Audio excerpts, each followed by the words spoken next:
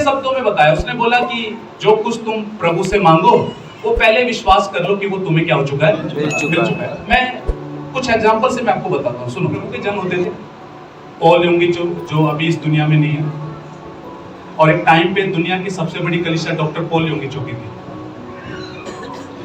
तो जब doctor Paul योंगिचो को प्रभु ने फेथ, विश्वास सिखाना शुरू किया, तो कैसे उन्होंने विश्वास सीखा मैं आपको बताता हूं।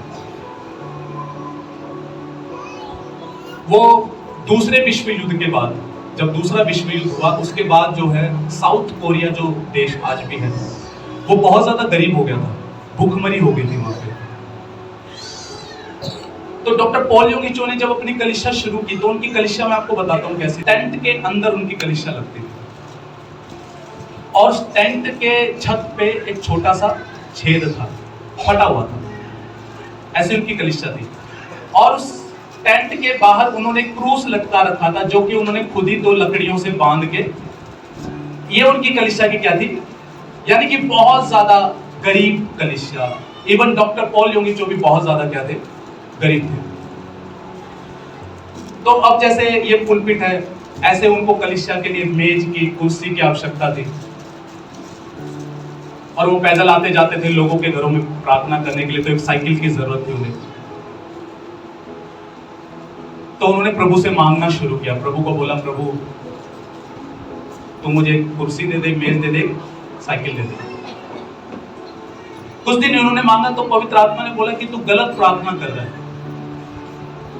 तू प्रार्थना गलत कर रहा है। पवित्र आत्मा ने बोला मरकुस 11:24 में जा, जहां पर यह वचन लिखा हुआ है कि यदि तुम मेरे पिता से कुछ भी मांगो और ये प्रतीति कर लो, विश्वास कर लो कि ये पहले से ही मेरा हो चुका है, तो लिखा मेरे स्वर्गीय पिता द्वारा वो हो जाएगा। तो डॉक्टर पॉल योंगिचो को समझ में आ गया, अच्छा ऐसे प्रार्थना करनी है। तो वो डेली धन्यवाद करने लगे, प्रभु तेरा धन्यवाद, तूने एक कुर्सी दी, एक मेज दी, एक साइकिल दी, प्रभु तेरा धन्यवाद। डेली हर दिन ऐसे ही, प्रभु तेरा धन्यवाद, तूने मेरे को कुर्सी दे दी, तूने मुझे मेज दे दी, तूने मुझे साइकिल दे दी, तेरा क्या हो, धन्यवाद। ऐसा करते करते उनको 6 महीने निकल गए। 6 महीने कोई कुर्सी नहीं, कोई मेज नहीं, कोई साइकिल नहीं, और वो रोने लगे प्रभु के आगे, बोले प्रभु तूने बोला कि मैं गलत प्रार्थना कर रहा हूं, अब तो मैं सही कर रहा हूं, तो अभी भी क्यों नहीं दे रहा। तो प्रभु ने बोला मेरे बेटे तू वही गलती कर रहा है जो मेरे बहुत सारे बेटा और बेटी करते हैं। तूने ये तो बताया नहीं तेरे को कौन सी कंपनी की कुर्सी चाहिए, कौन सी कंपनी की तेरे को मेज चाहिए, कौन सी कंपनी की साइकिल चाहिए। हेलो, पवित्र आत्मा ने उनको बोला बेटा विश्वास जो होता है ना, स्पेसिफिक होता है। स्पेसिफिक मतलब पूरा डिटेल्ड होता है विश्वास। वसीयतनामे में, अभी मैंने टाइटल डीड के बारे में बोला ना, वसीयतनामे पे ऐसा तो नहीं ना कि इसका मालिक को, इस जमीन का मालिक कोई भी है, इसकी पेमेंट वो तो नहीं दी, ऐसा होता है क्या। पर्टिकुलर नाम लिखा होता है वसीयतनामे पे। मैं आपको क्या बताना चाह रहा हूं, सुनो। एक भिखारी था जिसका नाम बर्तमाई था, उसको, वो अंधा था, यीशु उसके पास गया, उसने यीशु को पुकारा, यीशु उसके पास गया, उसने बोला, यीशु उससे पता क्या सवाल कर रहा है, पूछता है तेरे को क्या चाहिए, अंधे को क्या चाहिए, मेरा एक सवाल है, आंखें चाहिए ना। फिर भी यीशु ये बेतुका सवाल क्यों कर रहा है। जब मैं इस बात को सोचा तो मेरे को समझ में आया, वो अंधा भी था, वो भिखारी भी था, वो अंधा भी था। तो प्रभु ने उससे क्लियर जानना चाहता था, भैया तुझे वास्तव में चाहिए क्या। आप बोले कि प्रभु मेरे को जमीन चाहिए, अच्छा कितनी जमीन चाहिए। आप बोले प्रभु मेरे को जमीन चाहिए, ओके कितने। प्रभु मेरे को पैसा चाहिए, भैया कितना चाहिए। कुछ समझ में आ रहा क्या, विश्वास क्या है, स्पेसिफिक है। तो पवित्र आत्मा ने डॉक्टर चो को बोला तेरे को स्पेसिफिक, तू मेरे को कंपनी का नाम तो बता। तो उन्होंने कंपनी का नाम, उन्होंने कुर्सी का, मेज का, साइकिल का क्या लिख दिया, कंपनी का नाम लिख दिया। उसके बाद उन्होंने फिर से प्रार्थना, प्रभु तेरा धन्यवाद, तूने इस कंपनी की कुर्सी दे दी, धन्यवाद इस कंपनी की मेज दे दी, धन्यवाद इस कुर्सी की तूने क्या दे दी, साइकिल दे दी। अगले 3 महीने और प्रार्थना, यानी कि 9 महीने तक, हेलो 9 महीने तक क्या हुआ, वो उस विश्वास को क्या करके रहे, वो थामे रहे। और बताता हूं, जब वो कलीसिया में जाते, उनके कलीसिया में जवान लोग आते थे, तो उनकी कलीसिया में जब जवान लोग आते थे तो वो डेली हर संडे खड़े होकर गवाही देते हैं, प्रभु का धन्यवाद, प्रभु ने मेरे को कुर्सी दी, मेज दी, साइकिल दी। एक दिन एक जवान ने पूछ लिया, पास्टर जी कहां पर है, हम भी देखना चाहते हैं आपकी कुर्सी और मेज और साइकिल। अब वो मन तो पास्टर चो ने बोला मेरे घर पे है। तो 3-4 जवान इकट्ठे हो गए, बोले हाँ पास्टर जी हम भी चलेंगे, देख के आएंगे आपकी कुर्सी मेज कैसी है। जब उनके अब वो रास्ते में चलते चलते सोच रहे, उन्होंने कह रहे प्रभु मेरे को पता है कि वो तो मेरे को मिल चुकी है, इनको नहीं पता, इनको समझ में भी नहीं आएगा, मेरी तो बेइज्जती हो जाएगी अब ये आंखों से देखेंगे नहीं। तो वो जाते हैं पास्टर चौ के घर को, देखते हो, कहते हैं पास्टर जी कहाँ साइकिल, ना साइकिल है, ना कुर्सी है, ना मेज है। तो पास्टर डॉक्टर पॉल योंगी चो ने बोला वो यहाँ पर है। वो कहाँ पर है? बोले कि मैं विश्वास से गर्भ धारण कर चुका हूँ, विश्वास से मैं गर्भ धारण कर चुका हूँ, मेरी कुर्सी मेज और साइकिल मेरे पेट में है, मेरे विश्वास में है। तो उन्होंने मजाक उड़ाना शुरू कर दिया। उन्होंने कलीसिया में जाके लोगों को बोला रे डॉक्टर चो पास्टर, हमारा पास्टर प्रेग्नेंट है, हमारा पास्टर प्रेग्नेंट है, ऐसी ऐसी बातें उन्होंने मजाक में उड़ाना चालू कर दिया। लेकिन पता 3 महीने बाद क्या हुआ, एक घर खाली हो रहा था। उस घर का मालिक डॉक्टर पॉल योंगी चो के पास आया और उसने बोला कि सुनो मैं घर खाली कर रहा हूँ, मेरे पास कुछ ऐसी चीजें हैं जो मेरे काम की नहीं है, क्या आप लेना चाहोगे? तो उन्होंने पूछा क्या क्या है? बोले एक कुर्सी है, एक मेज है, एक साइकिल है।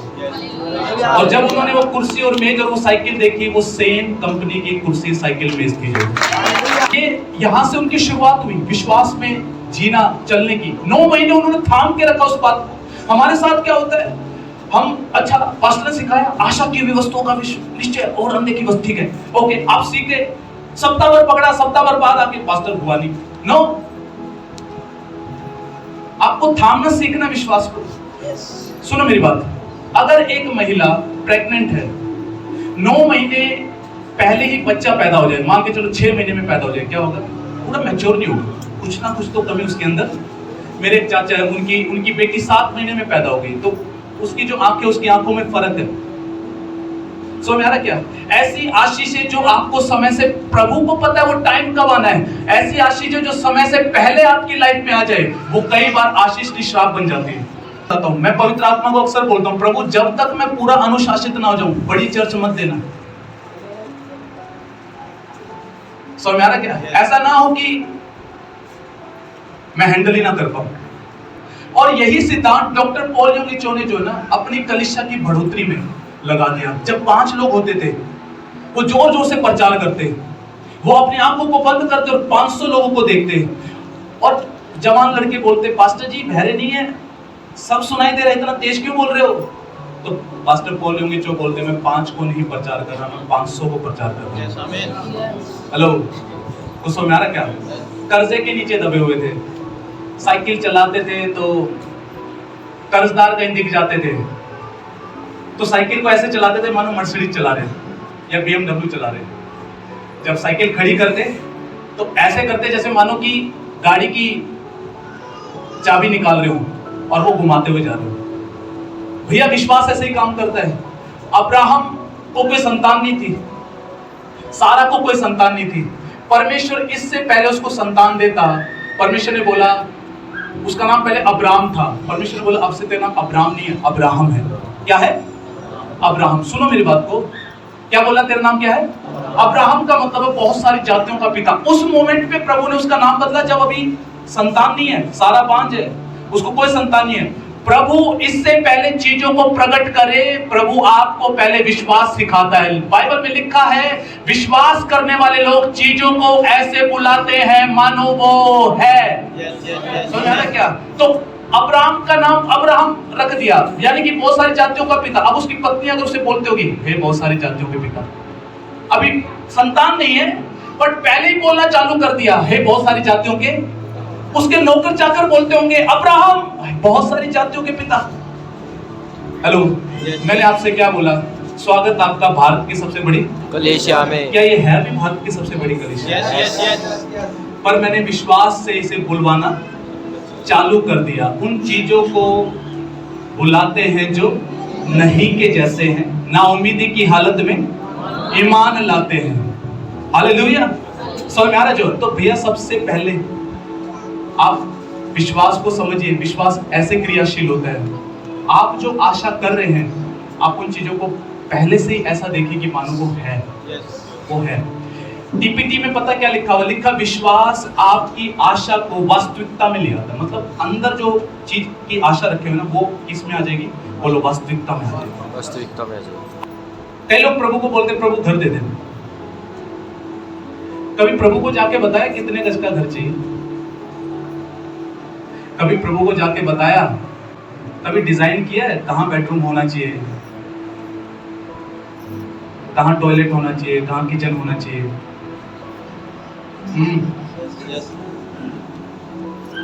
हमारे साथ दिक्कत पता है क्या है? सुनो,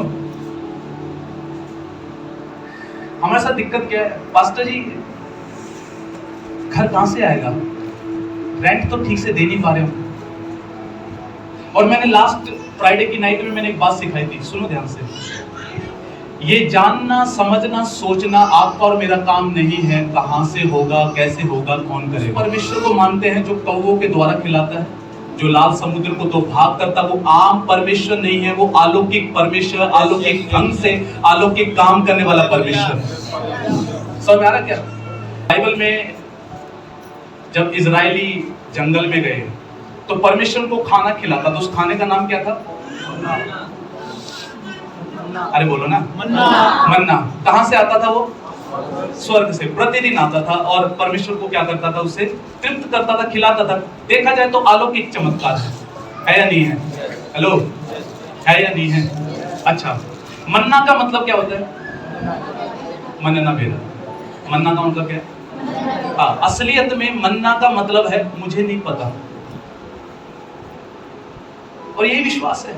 आपसे कोई पूछे अच्छा घर आएगा, लॉटरी लग गई क्या, बढ़िया नौकरी लग गई क्या? नहीं ऐसा कुछ। फिर कितना होगा? मन्ना, मनना, मुझे नहीं पता कहां से आएगा। सारा प्रेग्नेंट नहीं है, 100 की हो चुकी है, 100 की है, बूढ़ी है। अब्राहम से पूछे, हे अब्राहम कैसे संतान होगी? मन्ना,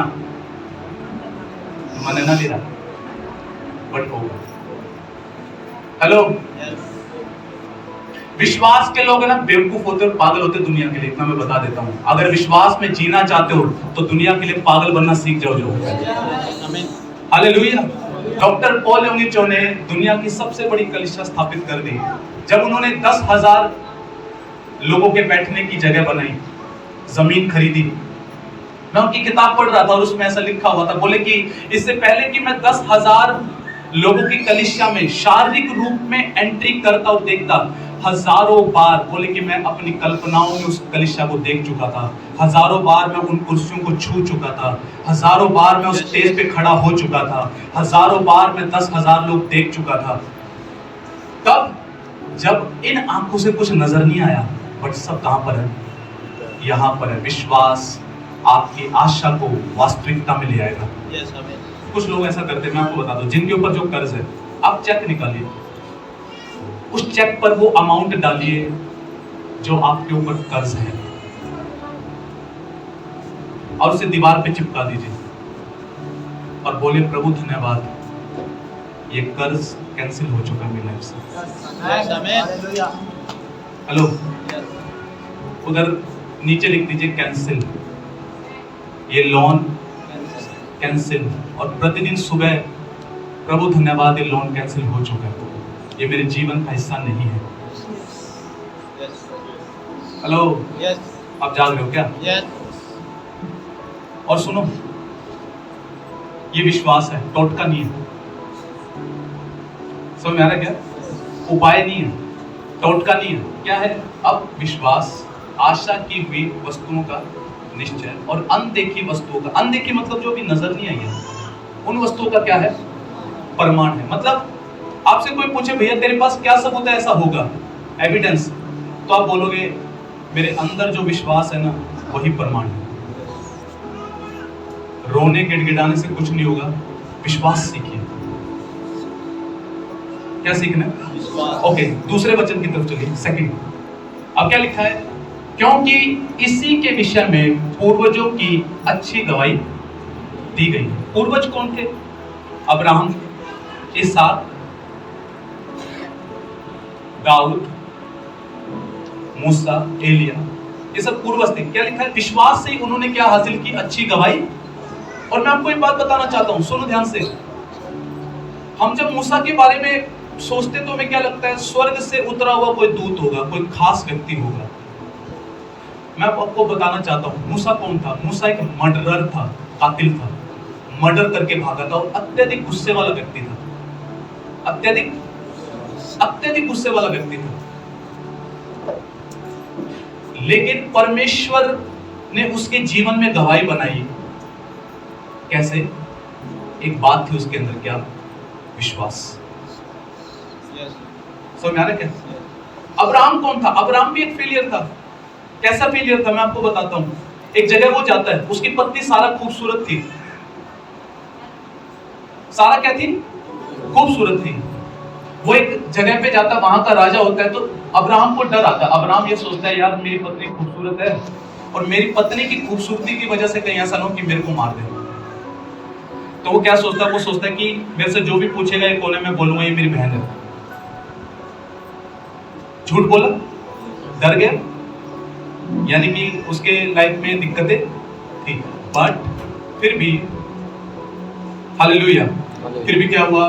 परमेश्वर का वचन क्या सिखाता है कि वो विश्वास से उसने अच्छी रिपोर्ट को पाई। उसका बेटा इसहाक, उसके साथ भी ये दिक्कत थी। इसहाक के साथ भी क्या थी? सेम ये दिक्कत थी। उसने भी सेम ये किया था। वो भी कहीं जा रहा होता, उसकी वाइफ रेबेका सुंदर होती है, उसे लगता है यार इसकी वजह से कहीं मेरे को ना मार दे, तो कोई भी पूछता है ये कौन है, कहता मेरी बहन। याकूब का मतलब ही होता है अड़ंगा मारने वाला, धोखा देने वाला। वो कई बार उसने अपने भाई को चीट किया। उसके कैरेक्टर में चीटिंग थी, वो चीटर था, बट एक बात उसके अंदर थी, वो क्या था? विश्वास। कितने लोग समझ पा रहे इस बात को? क्या थी मीन उसके अंदर? दिखा है विश्वास, क्योंकि इसी के विषय में पूर्वजों की अच्छी गवाही क्या है? ठीक है, समझ में आ रहा है क्या? राजा दाऊद। अच्छा मेरा एक सवाल है, जब आप राजा दाऊद के बारे में सुनते हैं तो आपके मन में पहली बात क्या आती है? देखो मैं जब दाऊद का नाम सुनता हूं तो मेरे मन में सीधा एक बात आती है, दाऊद वो जिसने गोलियात को मारा। पहली बात मेरे मन में ये नहीं आती कि दाऊद ने व्यभिचार किया था, कत्ल किया था, ये बात नहीं आती मेरे मन में। ये आती है कि दाऊद कौन? दाऊद वो जिसने गोलियात को मारा। उसके अंदर भी खराबियां थी, पर उसके अंदर एक बात थी, विश्वास। समझ में आ रहा क्या? एलिया डर गया था, डर के भागा और कैसी कैसी प्रार्थना करने लगा, हे परमेश्वर उठा ले, मन ऐसे उठा ले। यानी कि अगर पूर्वजों ने विश्वास से अच्छी गवाही पाई है, आप और मैं भी अच्छी गवाही विश्वास से ही ले सकते हैं। हालेलुया। कैसे ले सकते हैं? विश्वास से ही। तीसरे वचन पे चले। अब सुनो ध्यान से, ये वचन खास है, इसको बड़े ध्यान से सुनना।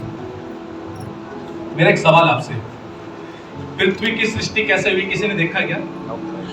आप में से कोई है क्या? कोई है क्या? 6000 साल पुराना व्यक्ति। आपने आकाश को बनते हुए देखा कभी? पेड़ पौधे कैसे है पता है क्या? बट अगर आपसे पूछा जाए कि सृष्टि कैसे बनी तो आप क्या जवाब देते हो? परमेश्वर ने कैसे बनाया? बोलकर बनाया। कभी देखा है? देखा क्या? बट विश्वास ही से। अच्छा एक बात बताओ, आपके परदादा थे, नाम पता है? परदादा का नहीं पता, बट पता कैसे पता है? थे ना, देखे नहीं है। सेम ऐसे देखो, विश्वास ही से हम जान जाते हैं कि सारी सृष्टि की रचना परमेश्वर के वचन के द्वारा, विश्वास से पता है। किससे सृष्टि हुई? अरे वचन से। और ये बात हमें कैसे पता है? विश्वास से। ओके आगे देखो, टीपीटी में बहुत अच्छा लिखा हुआ है, सुनो ध्यान से। मैं आपको ना इसको ट्रांसलेट करके मैं आपको बताऊंगा, सुनने ध्यान से, ठीक है? इसमें क्या लिखा हुआ है सुनो।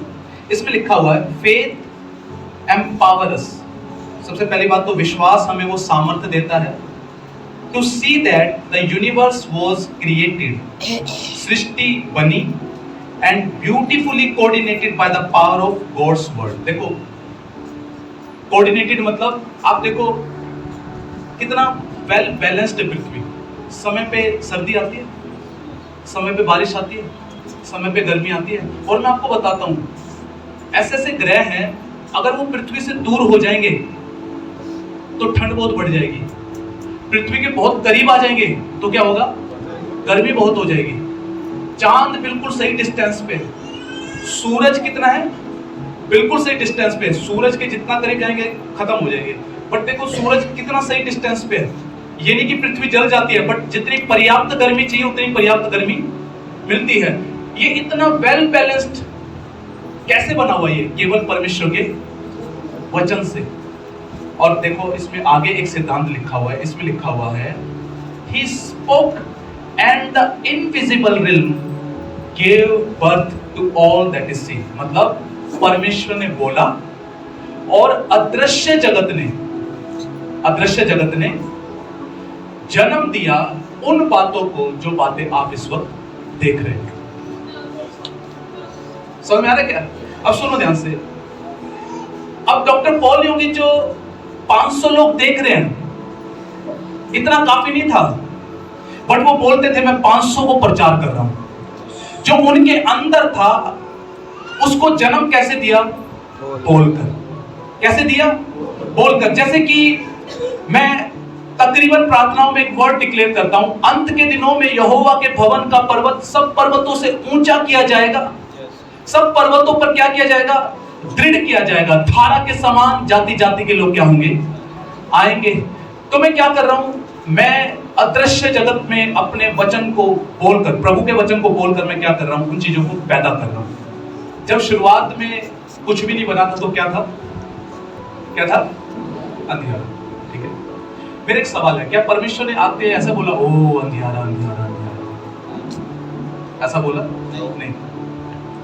उसने आत्मिक जगत में बोलना चालू किया उजाला हो, और वहां पर क्या हो गया? उजाला हो गया।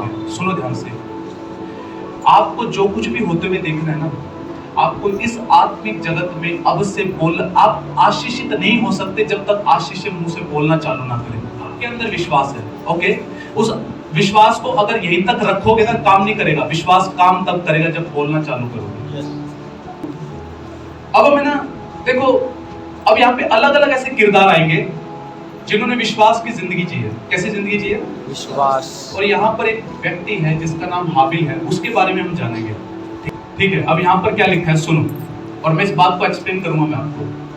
विश्वास ही से हाबिल ने कैन से उत्तम बलिदान परमेश्वर के लिए क्या किया? चढ़ाया। कैन और हाबिल दो भाई थे। कैन और हाबिल दो भाई थे। एक बार उत्पत्ति 4 निकाल लीजिए ना, चलो मेरे। कुछ दिनों के पश्चात। ओके, अब ये दो भाई हैं, कैन और हाबिल। पड़ोसी को बोलो कैन और हाबिल। कैन और हाबिल। ठीक है, दो भाई हैं। ठीक है, जब ये कैन की बात आती है तो मेरे को वो कैन याद आ जाता है। वो था ना फाइटर, अंडरटेकर का भाई। अंडरटेकर का भाई। तो चलो दो भाई ले लेते हैं, अंडरटेकर और कैन। ठीक है, हाबिल को हटा देते, सॉरी कैन को अंडरटेकर और कैन। ठीक है, तो हाबिल की जगह लगा लो अंडरटेकर। कैन यहोवा के पास हाँ, भूमि की उपज में से कुछ भेंट ले आया। ओके, अब सुनो ध्यान से, सुनो। कैन करता था खेती बाड़ी। क्या करता था? खेती बाड़ी। जब इसकी पहली उपज आई, क्या लिखा है? कैन यहोवा के पास कुछ क्या है?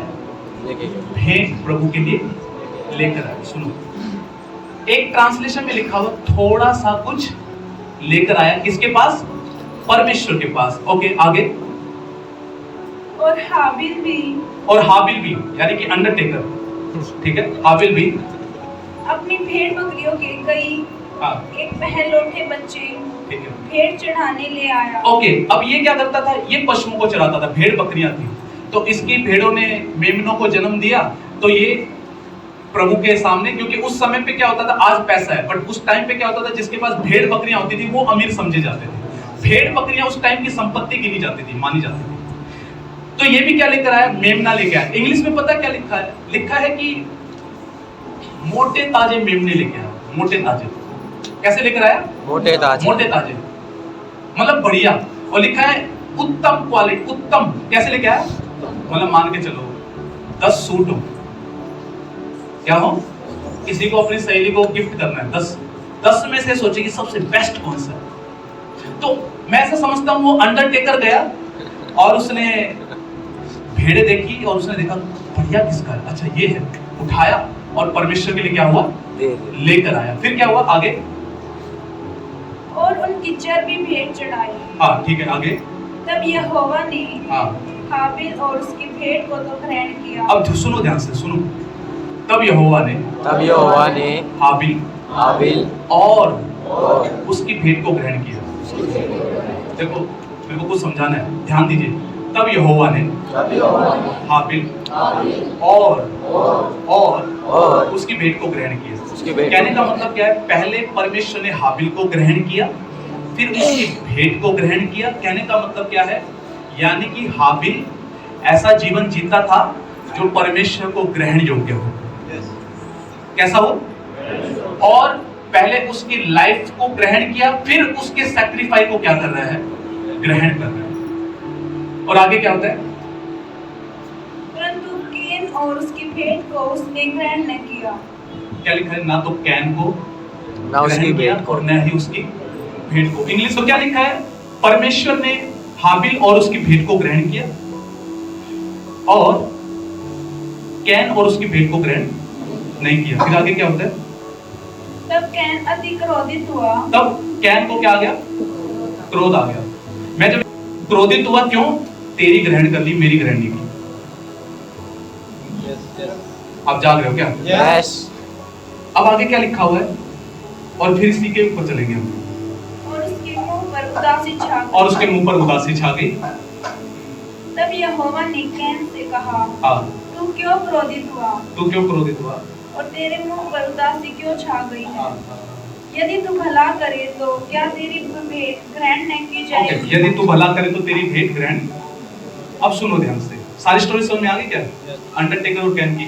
यस। अब यहाँ पर हम बात करते फिर से, देखो विश्वास ही से हाबिल ने कैन से उत्तम बलिदान परमेश्वर के लिए चढ़ाया और उसी के द्वारा उसके धर्मी होने की गवाही भी दी गई, क्योंकि परमेश्वर ने उसकी भेंटों के विषय में गवाही दी। परमेश्वर ने उसके भेंटों की क्या दी, कैसे गवाही दी, ग्रहण करके, ठीक है, और उसी के द्वारा मरने पर भी अभी तक बातें करता है। अब सुनो ध्यान से, अब सवाल ये उठता है कि हमने सारी स्टोरी सुन ली और यहां पर लिखा है विश्वास से उसने उत्तम बलिदान चढ़ाया। बात सोचने की ये है, उसने उत्तम बलिदान चढ़ाया, इसमें फेथ कहां से आ गया, विश्वास कहां से आ गया? तो मैं आपको बताता हूं विश्वास कहां से आ गया। एक बार 11:6 निकालिएगा। यहां पर क्या लिखा हुआ है, और विश्वास बिना उसे प्रसन्न करना अनहोना है, क्योंकि परमेश्वर के पास आने वालों को, आप सभी परमेश्वर के पास आने वाले हैं, विश्वास करना चाहिए कि वो है। अब सुनो मेरी बात को। अब सोचने की बात यह है कि हाबिल ने अच्छी भेंट चढ़ाई, उत्तम बलिदान चढ़ाया, परमेश्वर को इसमें विश्वास कहां से है? सबसे पहली बात, हाबिल ने यह विश्वास किया कि परमेश्वर है, इसीलिए तो वो ऐसा जीवन जीता था कि मानो वो परमेश्वर को सम्मुख जान के जी रहा हो, मानो कि वो ऐसा जी रहे कि परमेश्वर हर समय मुझे देखता और सुनता है, मेरे विचारों को भी जानता है। इसलिए वो अनाप शनाप जीवन नहीं जीता था, वो ऐसा जीवन जीता था जो परमेश्वर को ग्रहण योग्य जीवन। वो समझ में आ रहा है क्या? कैसा जीवन जीता था वो? परमेश्वर को क्यों जीता था? उसे ये पता था परमेश्वर सच में है और मेरे को क्या देख रहा है, वो मेरे को निरंतर वो क्या करता है, देखता है, मुझे सुनता है। आपको समझ में आ रहा है क्या? परमेश्वर, सुनो ध्यान से, प्रभु आपके अंदर ये बात उतरनी बहुत जरूरी है, आप निरंतर देखे जाने प्रभु के द्वारा। इसलिए हमें अपनी लाइफ, सुनो, जब जुबान से झूठ निकलने वाला है तो पहले अंदर होना चाहिए, ये झूठ मैं निकालूंगा, मेरे को कोई सुन रहा है, मैं चुगली निकालूंगा, मेरे को कोई सुन रहा है, मैं कुछ गलत करूंगा, कोई मेरे को देखे ना देखे, वो इस वक्त देख रहा है। तो हाबिल क्या करता था? इस प्रकार का जीवन जीता था प्रभु के सामने। और दूसरी बात सुनो, उत्तम भेंट चढ़ाई उसने। कैसी भेंट चढ़ाई? अरे देखो, एक सीधी सी बात है, कैसी भेंट चढ़ाई उसने? बेस्ट लेके आया। एक सोचने की बात यह है, उसके विवेक में ऐसा क्या है कि बेस्ट पशु लेके जा रहा है, बेस्ट मेमना लेके जा रहा है प्रभु के लिए। उसके विवेक में सीधी सीधी सी बात यह है, मैं जिसके पास जा रहा हूं वो कोई आम नहीं है, वो राजाओं का राजा है, प्रभुओं का प्रभु है। समझ में आ रहा क्या है? तो कैसा लेके जा रहा है वो? उत्तम लेके जा रहा है, बेस्ट लेके जा रहा है प्रभु के लिए। वो और वहीं आप इसको यानी कि आप इसको देख लो, ये क्या है? ये कुछ लेके जा रहा है, क्योंकि इसे पता नहीं कि परमेश्वर है कौन। मैं जब इस बात को पढ़ रहा था ना, मेरी आंखें पता कैसे खुली, सुनो ध्यान से। इसका मतलब परमेश्वर की नजर हमारी भेंट पे होती है। वो विधवा जब भेंट चढ़ाने की बारी आई, लाइनें लगी हुई थी, लोग भेंट चढ़ा रहे थे। एक विधवा थी जो गरीब थी, उसके पास कुछ नहीं था, बट 2 दमड़ियां थी, वो सारी की सारी उसने क्या कर दी। और लिखा है यीशु देख रहा था, और क्या लिखा है? यीशु ने बोला, मैं तुमसे सच सच कहता हूं, ये सब तो भट्टी में से डाल रहे हैं, बट इसके पास जो है इसने सब कुछ डाल दिया। कैन की भेंट ग्रहण नहीं की, हाबिल की भेंट प्रभु ने क्या की? यानी कि भेंट पर प्रभु की क्या होती है? दृष्टि। कुरनेलियुस के पास जब स्वर्गदूत आया, तब परमेश्वर ने उसको एक बात बोला, हे कुरनेलियुस, तेरी भेंट स्मरण कर ली गई है। यानी कि परमेश्वर के सम्मुख जो भेंट जाती है उसे वो याद करता है, स्मरण करता है। हेलो, मैं आपको एक बात बताना चाहता हूं, जब आप संडे आते हैं, आप किस विचार से आते हैं? जब मैंने ये वचन कल मैं रात पढ़ रहा था, मेरे को पवित्र आत्मा ने बात किया, मैंने अपनी वाइफ को बोला, हम कल बेस्ट भेंट चढ़ाएंगे जो। यस आमीन। हेलो, मैं आपको एक बात बताऊं, आपको पता है जो शास्त्री लोग थे, जो बालक यीशु से मिलने आए थे जब पैदा हुआ, तो वो क्या लेकर आए थे? गंधरस, लोबान, सोना, चांदी। वो क्योंकि उनको पता था एक राजा का जन्म हुआ है। चर्च राजा के रूप में अभी कलीसिया को समझा नहीं है जो है। हेलो, पुराने नियम में जब हम पढ़ते हैं, परमेश्वर ने इजरायली प्रजा को बोला, मेरे सम्मुख जब आओ तो छूछे हाथ मत आना, यानी कि खाली मत आना, खाली हाथ मत आना। आप समझ पा रहे हैं क्या? मैं आपको क्या बता रहा हूं, मेरे को पता है क्या समझ में आया? हम किस हृदय से दे रहे हैं, प्रभु की इस पे क्या है? नजर है, वो देखता है इस बात को। आप पर्स खोलते हैं, जब आप पर्स खोलते हैं, हम पता है हम तैयारी के साथ नहीं आते हैं। हम क्या सोचते हैं? अच्छा, सबसे छोटा नोट कौन सा है? हम बिल्कुल वैसा ही काम कर रहे हैं जैसा केन ने किया, वो थोड़ा सा कुछ लेकर आया। लेकिन कैन, हाबिल का हृदय क्या था? कि मैं उत्तम लेकर जाऊंगा, बेस्ट लेकर जाऊंगा। ये यूं सोचे कि मैं हर्ष के लिए कुछ उत्तम करूंगा, बेस्ट करूंगा, मैं जो करूंगा बेस्ट करूंगा, और ये सोचे कि कुछ काम चलाओ कर दूं। मेरा एक सवाल है, हर्ष का हार्ट किसकी तरफ आकर्षित होगा? क्योंकि ये क्या सोच रहा है? बेस्ट सोच रहा है, उत्तम सोच रहा है। कुछ समझ आ रहा है क्या? मैं आज आपको एक बात बताना चाहता हूं। मैंने एक दिन प्रभु को बोला, मैं कहा प्रभु, मैं चाहता हूं कलीसिया उस लेवल पर आए, क्योंकि मैं चाहता हूं कि वो फाइनेंशियली ब्लेस हो, और वो फाइनेंशियली तब तक ब्लेस नहीं हो सकते जब तक कि ये सिद्धांत वो बहुत अच्छे से सीख ना ले, उनके अंदर बिल्कुल उतर ना जाए।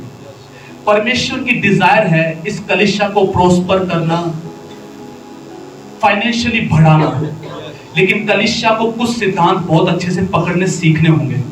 और उनमें से एक सिद्धांत में आज आपको मैं सिखा रहा हूं कि जब भी आप इतवार को आओ, आप हमेशा ये सोच के आओ, मैं उत्तम चढ़ाना सीखूंगा, उत्तम देना सीखूंगा परमेश्वर को जो है। हालेलुया। वहां पर हाबिल क्या लेकर आया? उत्तम। एक जगह पता क्लियर मैं आपको बताता हूं, इजराइलियों को प्रभु क्या बोलता है? उलाना देता है, कहता है कि जो पशु जो तुम मेरे पास लेकर आते हो, वे बीमार लेकर आते हो, लंगड़े लूले लेकर आते हो। क्या परमेश्वर का उन पशुओं से कोई प्रयोजन है? नहीं, बट उसका मेन बात क्या है? मेन ये है, वो उनका हार्ट देख रहा है उनके पीछे कि इनका हृदय कैसा है। जब ननंद को या दुरानी को या जेठानी को जब सूट देने की बात आती है, तो औरतें क्या करती हैं? बेड खोलेंगी, और कौन सा ठीक ठाक है जो बचा के रखा हुआ है स्पेशल उसी चीज के लिए, उसको खोलते हैं। आपको पता वो चीज क्या दिखाता है? वो हमारे हृदय को दर्शाता है। तो सेम ऐसे ही परमेश्वर उनके पशुओं के पीछे उनका हार्ट देख रहा था, दिल देख रहा था। आज होता क्या है? जो कहीं नहीं चलता वो चर्च में चलता, जो नोट कहीं नहीं चलता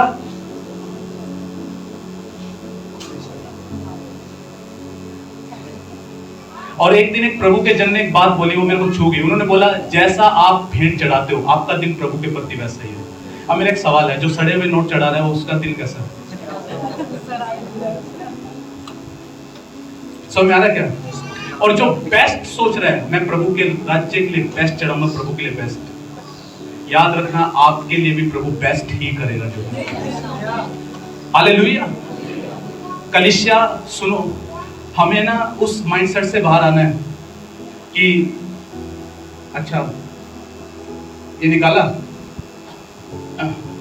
डाल दिया, तैयारी के साथ आएंगे। आबिल कैसे आ रहा था? तैयारी के साथ। और कैसा चढ़ाया? बेस्ट। आपके माइंड में एक बात हो, मैं प्रभु के लिए बेस्ट करना सीखना चाहता हूँ। yes. कैसा? बेस्ट। और बहुत सारे तो क्या है, छूछे हाथ। क्या लिखा है? मेरे सामने जब आओ तो कैसे मत आना, खाली हाथ मत आना। समझ में आ रहा है क्या? और एक और बात मैं आपको बताता हूँ, प्रभु ने अपने वचन में साफ ऐसा बोला है, ऐसा करके तुम मुझे परखो कि मैं तुम्हारे ऊपर आशीषों की वर्षा करता हूँ। इसी शिक्षा में जो है, एक बार पास्टर अंकित ने बताया कि वो अपनी बेटी को उदार बनाना, उनकी इच्छा है कि मेरी बेटियां क्या बने? उदार बने। क्या बने? उदार बने। तो उन्होंने क्या किया? उन्होंने अपनी बेटी को बोला कि बेटा तू अपने खिलौने ला और गरीब बच्चों के लिए हम देंगे जो। उसके पीछे का उनका मकसद क्या? कि मेरी बेटियां जो है ना उदार बने। क्या बने? उदार बने। तो वो उनकी जो बड़ी बेटी है वो बेस्ट, पर जो सबसे महंगे वाला टेडी बियर था वो उठा लाई। किसी ने बोला इतना महंगे वाला दोगे? तो पास्टर जी बोले मेरे को बहुत खुशी हुई कि मेरी बेटी बेस्ट लेकर जा रही थी, और वो जिससे उसको सबसे ज्यादा प्यार था, सबसे महंगे वाला। बोले मैं ऐसा करके क्या बना रहा हूँ, मैं उनके अंदर से बेईमानी खत्म कर रहा हूँ और मैं उनको उदार होना सिखा रहा हूँ। आपको समझ में आ रहा है क्या? आप अपने बच्चों को सिखाइए। क्या आप अपने बच्चों को सिखाते भेंट डालना? मैं जिस कलीसिया में मेरा जन्म हुआ, उस कलीसिया के अंदर एक खास आदत थी, पेरेंट्स के अंदर भी, कि वो अपने बच्चों को भी देते थे और वो कहते थे कि तुझे अभी से डालना सीखना, अभी से भेंट चढ़ाना सीखना तुझे। कुछ समझ में आ रहा है क्या? हेलो, कितने लोग जाग रहे हैं? और कैसा? बोलो बेस्ट। बोलो बेस्ट। और बोलिए कि मैं आज से सड़ा हुआ नहीं चढ़ाऊंगा, बोलो बेस्ट चढ़ाऊंगा। बोले बेस्ट चढ़ाऊंगा। पड़ोसी को बोलिए मैं बेस्ट देना सीखूंगा। बोले मैं बेस्ट देना सीखूंगा। और सुनो मेरी बात को, अब यीशु मसीह कौन है? कौन है? राजा है। तो राजा का व्यवहार बताता हूं। सुलेमान कौन था? राजा था। उसके पास एक रानी आई थी, शिबा की रानी आई थी, जो उसके वैभव को देखना चाहती थी, जो उसकी बुद्धि को सुनना चाहती थी, उसका राजपाट देखना चाहती थी। लिखा है वो सुलेमान के पास जब गई तो बहुत सारी भेंट, बहुत सारे गिफ्ट्स वो सुलेमान के लिए लेके गई। लास्ट में पता क्या हुआ? सुलेमान ने रख लिए क्या? वो राजा भाई उसको कमी किस चीज की? तो पता क्या होता? लिखा है जितना वो लेकर आई थी उसका 4 गुना वापस उसको करके दे दिया जाएगा। जब आप उत्तम लेकर आए हैं तो याद रखना, राजा का व्यवहार ये है कि वो 4 गुना वापस आपको लौटा देगा। हालेलुया। और मैं आपको एक बात बताता हूं, सुनो ध्यान से। ऐसी भेंट चढ़ाने के लिए सच में विश्वास लगता है। आपके पास हो सकता है वही आखिरी नोट हो, यहीं पे तो विश्वास चाहिए। उस 2 दमड़ी वाली के अंदर वास्तव में विश्वास था। लिखा है जो कुछ था वो सब उसने क्या कर दिया। अब उसको ये नहीं पता उसका घर कैसे चलेगा, खर्चा कैसे चलेगा, शायद बाल बच्चे हों, विधवा है, पति नहीं है। यहीं पे तो उसका विश्वास नजर आ रहा है कि जो था वो सबका सब उसने क्या कर दिया, डाल दिया। उत्तम चढ़ाने के लिए वास्तव में फेथ लगता है। छोटा मोटा कोई भी चढ़ा सकता है, बीच का कोई भी चढ़ा सकता है। बेस्ट चढ़ाने के लिए वास्तव में फेथ ही लगता है, विश्वास ही लगता है। कौन चढ़ा सकता उत्तम? जिसको ये पता हो ये जो मैं उत्तम चढ़ा रहा हूं ये मेरे को चलाने वाला नहीं है, वो यहोवा परमेश्वर मेरे को चलाने वाला है। जो ये मेरे पास नहीं भी होगा मैं प्रभु के लिए बलिदान कर दूंगा, वो प्रभु मेरी जरूरतों को पूरा करेगा। हालेलुया। उत्तम में पढ़ के मेरे को समझ में आया, अच्छा वास्तव में भैया बेस्ट चढ़ाने के लिए फेथ लगता है। आपको आज एक रहस्य समझाता हूं, सुना मेरी बात को। सबसे ज्यादा इन्फ्लुएंसिंग प्रभावशाली लोग अगर भारत के अंदर कोई है तो वो सरदार लोग हैं। चर्च नहीं है, सरदार है। पता है क्यों? उनके अंदर होता है उत्तम करना। आप उनके चावल देख लेना गुरुद्वारों में जाके, लो क्वालिटी के चावल नहीं होते, बेस्ट क्वालिटी के होते। मैं क्या बता रहा हूं, मैं उनका हृदय बता रहा हूं, उनका हृदय कैसे है। उनकी दालें खा के देख लेना, आप अपने घर में ऐसी दाल नहीं बना दोगे जैसे दाल उनकी होती है। क्यों? क्योंकि उनका हार्ट वैसा है, उनका दिल वैसा है, बेस्ट, उत्तम। और एक उसका नतीजा मैं आपको बताता हूं। महंगी महंगी गाड़ियां किसके पास मिलती है? महंगी बाइक्स किसके पास मिलती है? ज्यादा पैसा देख लेना सरदारों के पास आज के टाइम में। रीजन पता है क्यों? रीजन ये है, उन्होंने उदारता सीखी है, उनको सिखाई जाती है बचपन से उदारता। हम क्या सीखते हैं? हम सीखते हैं बेईमानी करना, लूटना, खसोटना। हम क्या सीखते हैं? बचतखोरी। हम क्या सीखते हैं? बनियान में छेद हो पहन लो बस। बट उनका स्टाइल ये नहीं है। हम इस जीवित परमेश्वर को जानते हैं, उसको जानने के बाद तो हमारा हार्ट बेस्ट देने वाला होना चाहिए, जो बेस्ट। और भैया बेस्ट में वास्तव में विश्वास लगता है। मैंने सेमिनार में भी बताया था, मैं वो व्यक्ति था जब भेंट चढ़ाने का वक्त आता था 1 रुपया। और एक जब उन पास्टर ने बोला आप जो चढ़ाते हो आपका परमेश्वर के प्रति वैसा ही दिल है, वो बात ना मेरे को ऐसा लगा किसी ने तीर मार दिया मेरे दिल में। और मैं सोचने लगा, मैं ऐसा दिल है मेरा प्रभु के प्रति। वो एक फर्स्ट डे था जिस दिन मैंने अपना पूरा पर्स खाली कर दिया और मैंने डिसाइड किया प्रभु नहीं, ऐसा नहीं चाहिए मुझसे। मतलब मैं इतने छोटे हृदय के साथ जीऊं। और उसके बाद तो मैं आपको सच कह रहा हूं, मैं बड़ाई मारने के लिए नहीं कह रहा, बट मैं आपको ये बताना चाहता हूं कि आपको बढ़ना इस चीज में। और उसके बाद तो पता नहीं कितनी बार मैंने पर्स खाली किए, पूरा ये तक नहीं पता घर पहुंचूंगा कैसे। सोचा चलो कोई नहीं, पैदल पहुंच जाऊंगा, पहुंच तो जाएंगे ना, बट बेस्ट करना है। हेलो, उस समय आ रहा है। हाबिल ने बेस्ट भेंट चढ़ाई विश्वास से, क्योंकि वास्तव में विश्वास लगता है बेस्ट चढ़ाने के लिए। क्या आप तैयार हैं अपना बेस्ट देने के लिए? हर संडे जब आप आते हैं, आप राजाओं के राजा के पास आ रहे हैं। बेस्ट आराधना चढ़ाइए, बेस्ट भेंट चढ़ाइए, बेस्ट देख। मैं आपको बता रहा हूं, आप अपनी लाइफ में बेस्ट भलाइयां देखना चाहते हैं, उसका सीक्रेट है आप परमेश्वर के राज्य के लिए बेस्ट करना सीखे, जो है आप बेस्ट जीवन जीना सीखे, जो है बेस्ट आराधना चढ़ाना सीखे। हालेलुया।